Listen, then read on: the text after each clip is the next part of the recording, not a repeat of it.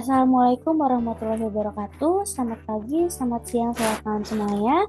Perkenalkan, saya Kahelia Regita Kilby, mahasiswa dari Universitas Cyber Asia. Pada kesempatan kali ini, saya akan mempresentasikan dan menjelaskan jawaban saya terkait dengan soal mid-semester assignment untuk mata kuliah akuntansi keuangan berkelanjutan. Semoga dengan video ini dapat menjadikan ilmunya bermanfaat dan juga dapat membantu saya dalam memenuhi tugas UTS akuntansi keuangan berkelanjutan. Baik, langsung saja untuk soal pertama, yaitu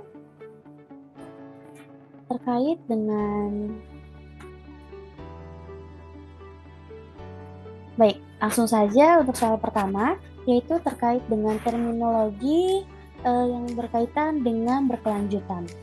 Berkelanjutan atau sustainability adalah konsep yang sangat luas dan mencakup berbagai bidang, termasuk ekonomi, lingkungan, dan sosial.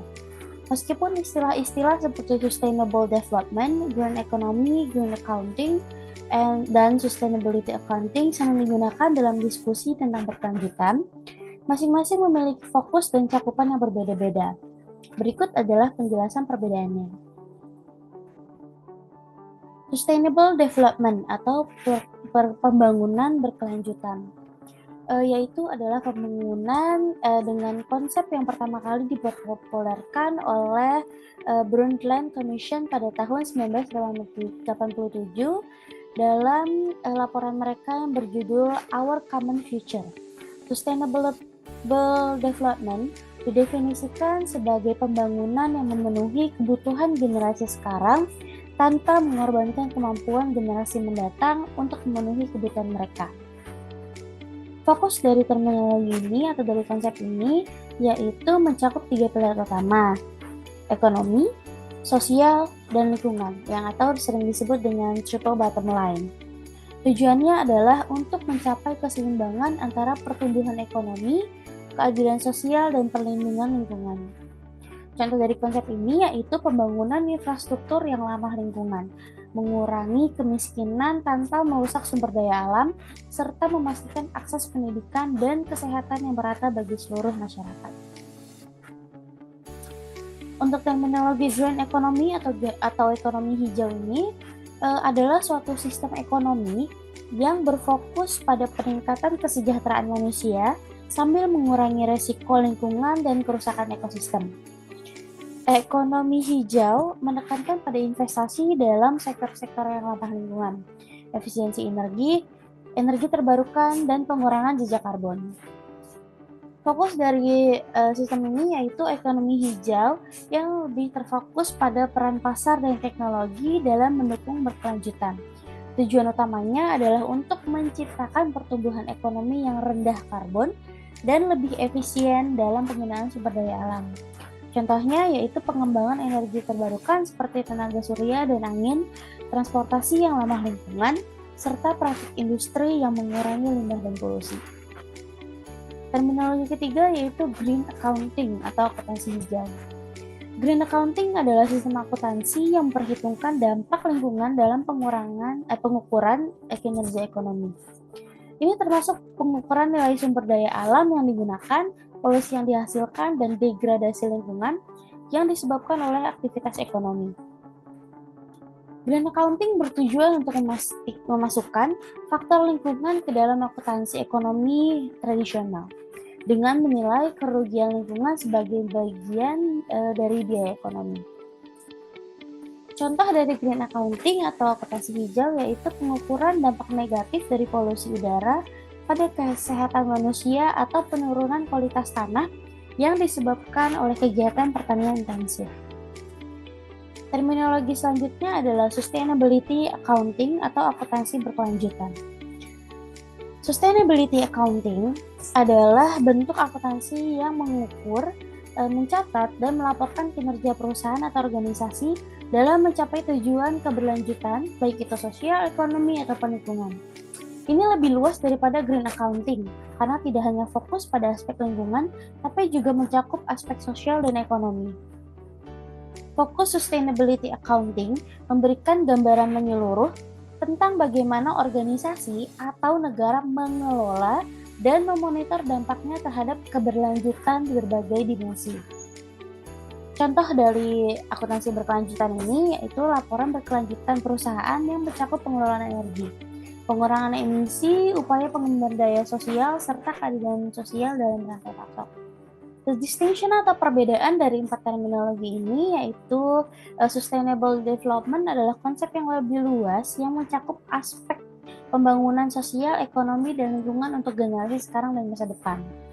Dengan green economy lebih terfokus pada aspek ekonomi dan teknologi ramah lingkungan dengan tujuan mengurangi dampak negatif terhadap lingkungan sembari menciptakan pertumbuhan ekonomi.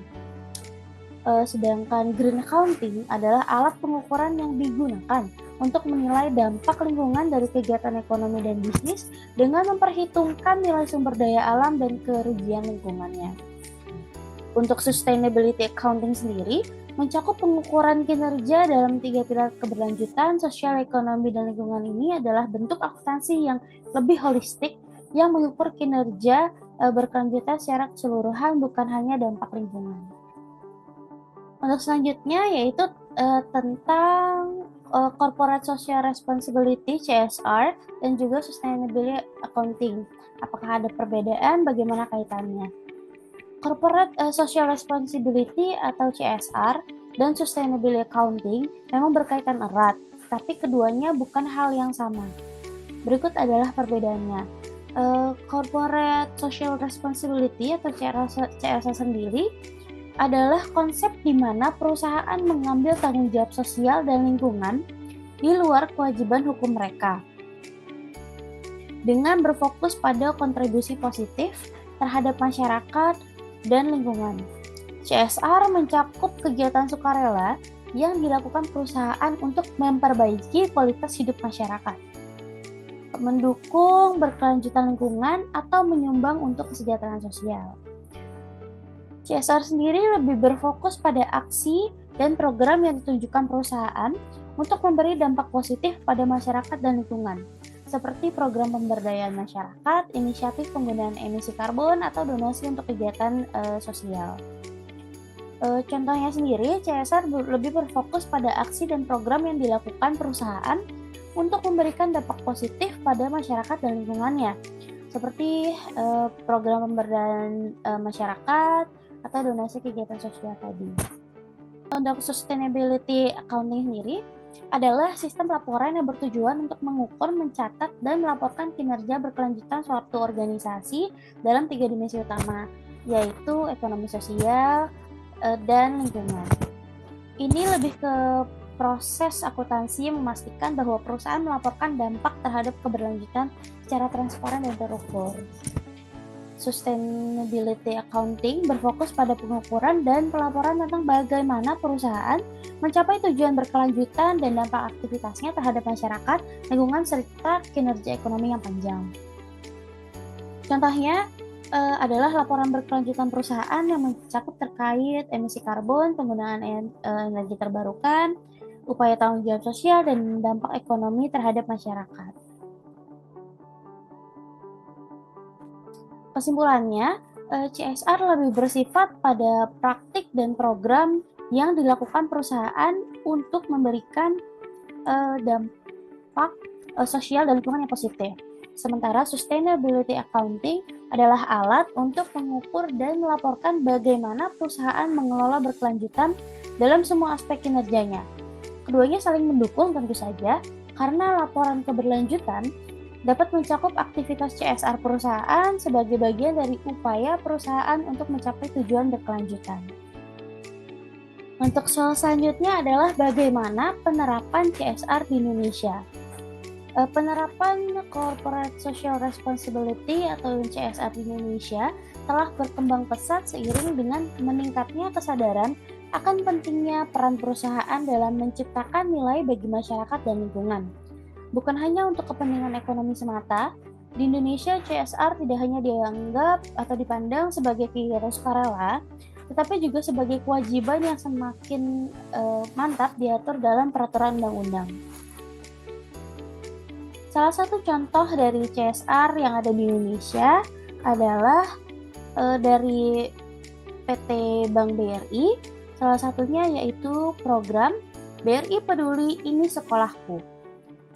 Dalam mewujudkan komitmen BRI memajukan pendidikan Indonesia, BRI Peduli ini menyalurkan bantuan sarana prasarana penunjang pendidikan sekolah, serta memberikan sarana pendidikan untuk belajar.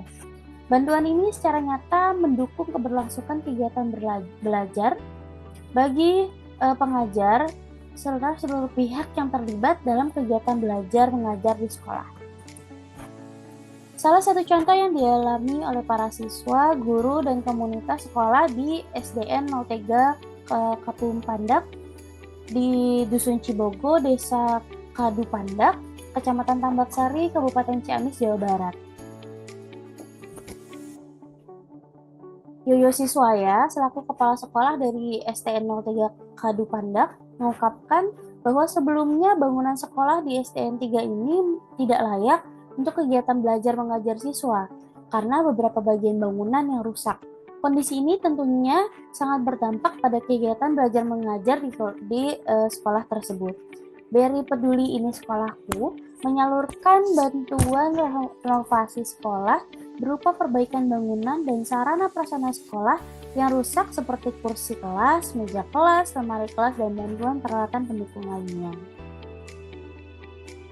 Dengan program BRI Peduli Ini Sekolahku ini, banyak sekolah-sekolah yang tidak layak secara sarana prasarana terbantu sehingga dapat mendukung proses belajar mengajar para siswa di sekolah-sekolah tersebut. Tentu saja ini berdampak langsung terhadap kehidupan masyarakat di sekitar. Program CSR selanjutnya adalah dari PT Pupuk Indonesia. PT Pupuk Indonesia merupakan salah satu BUMN yang beberapa kali mendapatkan penghargaan untuk program CSR-nya.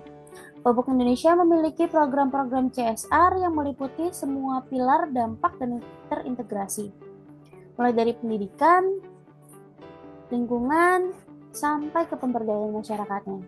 Di Gresik, Pupuk Indonesia merestorasi mangrove sambil memberikan pelatihan dan bekerja sama dengan para nelayan dan komunitas lokal untuk mengembangkan ekowisata. Komitmen PT Pupuk Indonesia sampai kepada pembangunan fasilitas mangrove, restoration, dan learning center, jembatan monitor mangrove, serta tempat berkemah hingga hybrid engineering. Baiklah, itu tadi penjelasan saya, Tarelia Gita Kilby, terkait dengan soal pada tugas UTS di akuntansi keuangan berkelanjutan. Semoga apa yang saya sampaikan bisa diterima dengan baik dan juga dapat bermanfaat bagi kita semua. Akhir kata, wassalamualaikum warahmatullahi wabarakatuh.